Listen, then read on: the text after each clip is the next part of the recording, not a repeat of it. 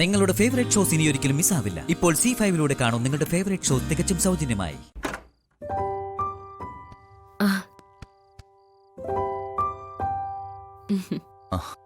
Sir,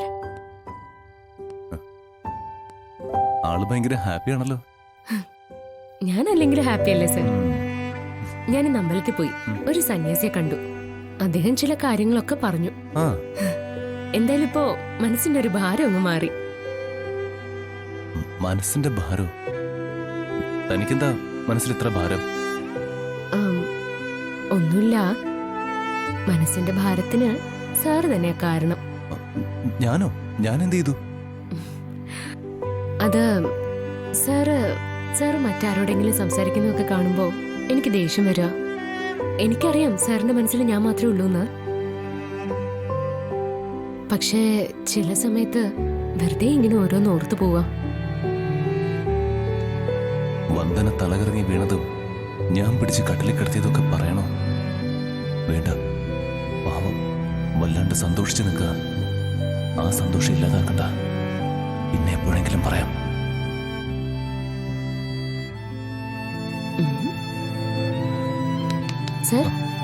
sir എന്താ ആലോചിക്കുന്നത്? ഏയ്, ഒന്നുമില്ല. ആഹാ, സ്റ്റുഡന്റിനെ അന്വേഷിച്ച് ടീച്ചർ വന്നിരിക്കുന്നു. ആ വന്നേ കൊച്ചു വർത്താനൊക്കെ പിന്നീട്, ആദ്യം പഠിത്തം. ശ്യാമ വയ്ക്കോ, മത്സരത്തിന്റെ ദിവസം അടുത്ത് വരിക. ചെന്ന് പഠിക്കേ. ഒരു മിനിറ്റ്, ഞാൻ ദാ വരുന്നു.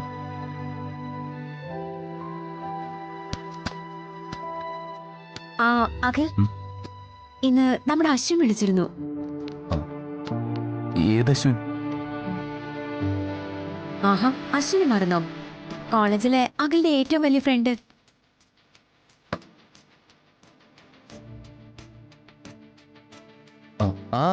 അശ്വിൻ. അയാളെ ഞാൻ മറന്നിരിക്കായിരുന്നു.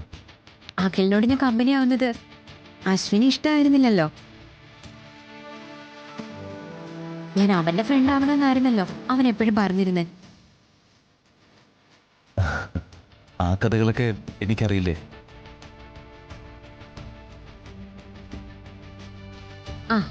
ഓ, ഭാര്യ നിൽക്കുകയല്ലേ, അപ്പൊ പിന്നെ ഒന്നും ഓർമ്മ കാണില്ല. ശ്യാമേ, നമുക്ക് പഠിക്കാം. വന്നേ, കം. ഞാനിപ്പോ വന്നോളാം. ടീച്ചർ ചെല്ലേ.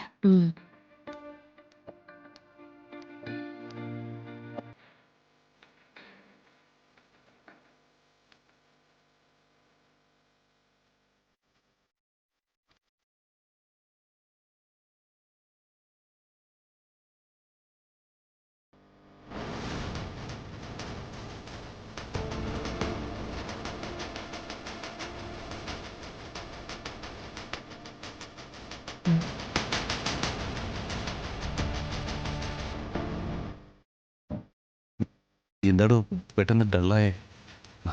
എടോ, വന്ദന പറയുന്നതൊന്നും എനിക്ക് ഓർമ്മ വരുന്നില്ല. ഞാൻ പഠിക്കാൻ പോട്ടെ സർ.